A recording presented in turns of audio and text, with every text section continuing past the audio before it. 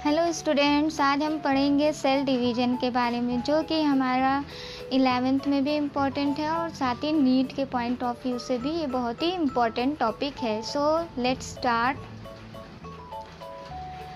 Cell division की अगर बात करें तो सेल डिवाइड क्यों करती है? सबसे पहली बात तो ग्रोथ के लिए। ग्रोथ यानी कि जो हम छोटे से लेकर बड़े हो रहे हैं, जो हमारा डेवलपमेंट हो रहा है, वो सब डिपेंड करता है किसके ऊपर? सेल डिवीज़न के ऊपर। लगातार सेल हमारी डिवाइड करती रहती है, जिसकी वजह से हमारी ग्रोथ होती है।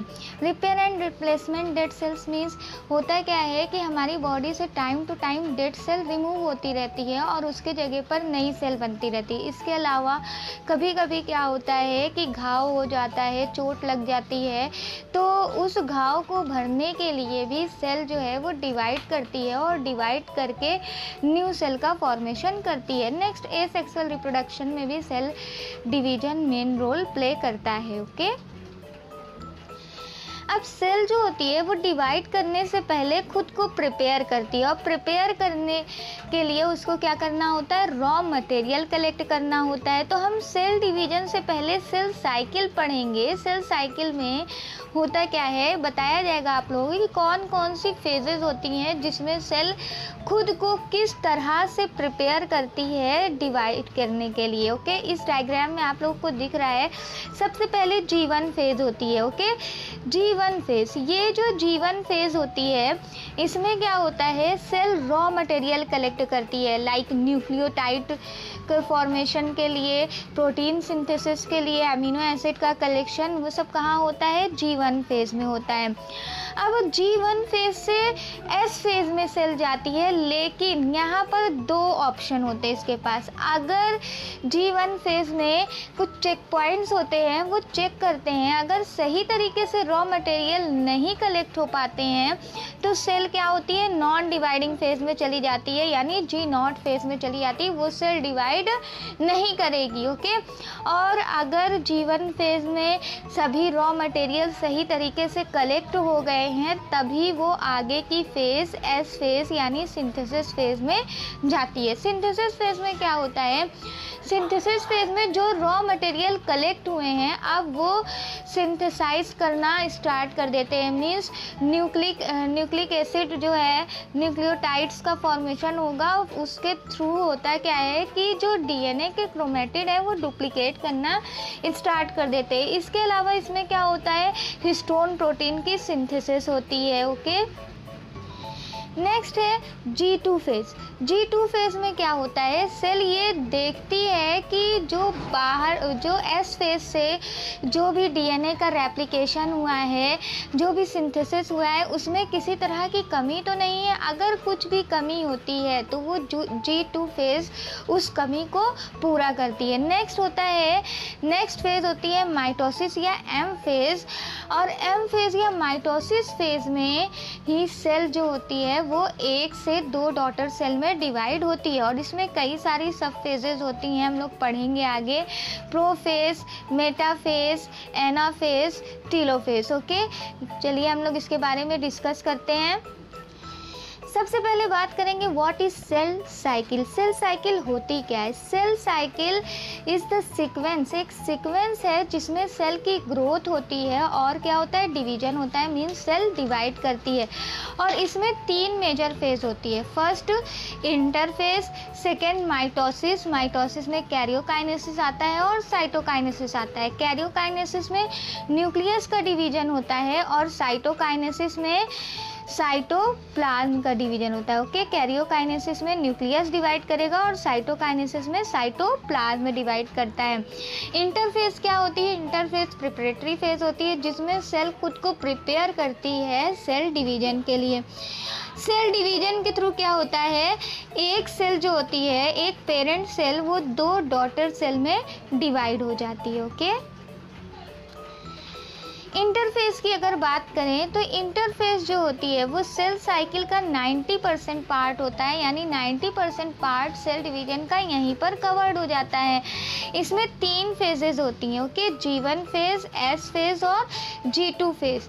इंटरफेज में के लिए रॉ मटेरियल को कलेक्ट करती है। इसमें क्या होता है, रॉ मटेरियल का कनेक्शन होता है। कौन कौन से रॉ मटेरियल इसमें कलेक्ट होते हैं, कई सारे रॉ मटेरियल कलेक्ट किए जाते हैं इसमें।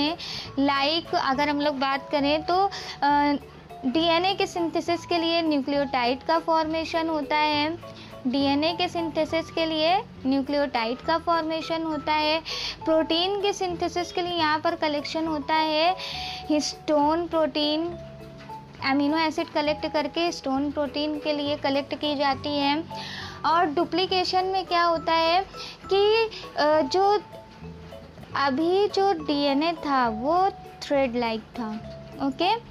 अब इसमें क्या होगा, कंडेंसेशन स्टार्ट हो जाता है, मीन्स ये और जो है वो कह सकते हो कंडेंस होना शुरू कर देता है। और यहाँ पर क्या होता है, सिंथेसिस ऑफ प्रोटीन होती है। सिंथेसिस ऑफ प्रोटीन किस फॉर्म में, हिस्टोन प्रोटीन, क्योंकि डीएनए को बाइंड करने में हिस्टोन प्रोटीन ही मेजर रोल प्ले करती है, okay. S phase important phase है, क्यों, क्योंकि यहाँ पर डीएनए का सिंथेसिस होता है, मीन्स यहाँ पर डीएनए का रेप्लिकेशन होता है। रेप्लिकेशन में क्या होता है, एक डीएनए से कॉपी बन जाती है डीएनए की, ठीक है। डुप्लीकेट क्रोमोसोम का फॉर्मेशन होता है। सेंट्रोसोम साइकिल मीन्स यहाँ पर सेंट्रोसोम भी रेप्लिकेट करता है और एस्टर के फॉर्मेशन में हेल्प करता है। साथ ही साथ हिस्टोन प्रोटीन भी डेवलप करती है, यानी कि यहाँ पर सिंथेसाइज करती है। तो इस तरह से एस फेज क्या कहलाती है, सिंथेसिस फेज कहलाती है। क्यों सिंथेसिस फेज कहलाती है, क्योंकि यहाँ पर डीएनए का सिंथेसिस होता है, डीएनए का रेप्लिकेशन होता है जिससे डुप्लीकेट क्रोमोसोम का फॉर्मेशन होता है, और सेंट्रोसोम साइकिल होती है, मीन्स सेंट्रोसोम रेप्लिकेट करता है और एस्टर का फॉर्मेशन करता है, जिससे आगे चल के ये स्पेंडल फाइबर के फॉर्मेशन में हेल्प करेगा, okay. G2 phase, G2 phase में क्या होता है, cell continue to grow and if a problem, cell जो है वो लगातार ग्रो करती रहती है, लेकिन अगर कोई प्रॉब्लम आती है डीएनए रेप्लिकेशन में तो G2 फेज में इसको क्या किया जाता है, रिपेयर किया जाता है, यानी जो भी खराबी आती है उसको सही किया जाता है। और फिर उसके बाद सेल साइकिल प्रिपेयर हो जाती है नेक्स्ट फेज में जाने के लिए, एम फेज यानी माइटोसिस फेज। साथ ही साथ यहाँ पर प्रोटीन का सिंथेसिस होता है जो कि सेल डिवीजन के लिए चाहिए होती है, मीन्स सेल डिवीजन में जिस प्रोटीन की नीड होती है उसका फॉर्मेशन कहाँ होता है, G2 फेज में। साथ ही साथ यहाँ पर प्रॉब्लम चेक की जाती है, डीएनए रेप्लिकेशन में अगर प्रॉब्लम होती है तो उसको रिपेयर किया जाता है, ओके। और सेल साइकिल प्रिपेयर होती है एम फेज में जाने के लिए।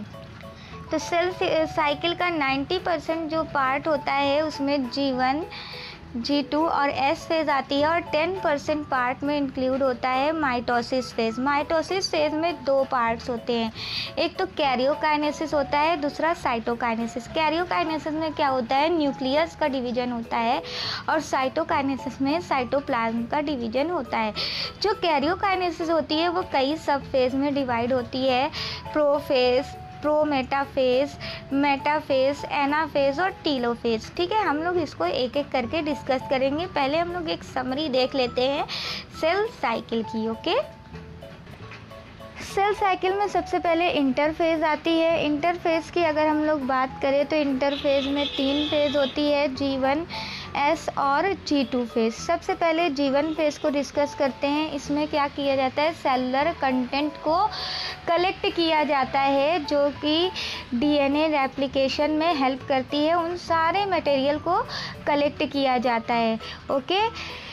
If any problem occur in content collection or cell division, then G1 phase not proceed into S phase, okay, it rest the cell cycle, cell cycle को रोक देता है और G2 phase में चला जाता है, ओके।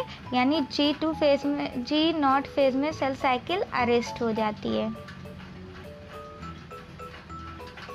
नेक्स्ट आगे की तरफ सेल जाती है। अगर सब कुछ सही रहा तो एस फेज़ में क्या होता है, क्रोमोसोम का डुप्लीकेशन होता है। इस डायग्राम में देख सकते हो अभी तक क्रोमेटिड कितने थे, एक थे। अब डुप्लीकेशन के थ्रू 2 क्रोमेटिड का फॉर्मेशन हो गया। यहाँ पर क्या होता है, सिंथेसिस होता है, न्यूक्लियोटाइड हेल्प करता है क्रोमेटिड के फॉर्मेशन में, साथ ही साथ प्रोटीन सिंथेसिस में हिस्टोन प्रोटीन बाइंड करके क्रोमोसोम को कंडेंस करता है। नेक्स्ट G2 फेस होता है, ये चेक करता है कि कहीं रेप्लिकेशन की प्रोसेस में कोई कमी तो नहीं रह गई है, कुछ एरर तो नहीं है क्रोमोसोम में। तो अगर कुछ कमी होती है या कुछ एरर होता है तो G2 फेस उस एरर को सही करती है। नेक्स्ट जो 10% पार्ट था, ये पूरा 90% पार्ट होता है सेल साइकिल का। 10% पार्ट माइटोसिस होता है जो हम लोग डिस्कस करेंगे। ये 2 फेज में डिवाइड होता है, कैरियोकाइनेसिस एंड साइटोकाइनेसिस। कैरियोकाइनेसिस में न्यूक्लियस का डिवीजन होता है, साइटोकाइनेसिस में साइटोप्लाज्म का। माइटोसिस ऐसी प्रोसेस है जिसमें यूकैरियोटिक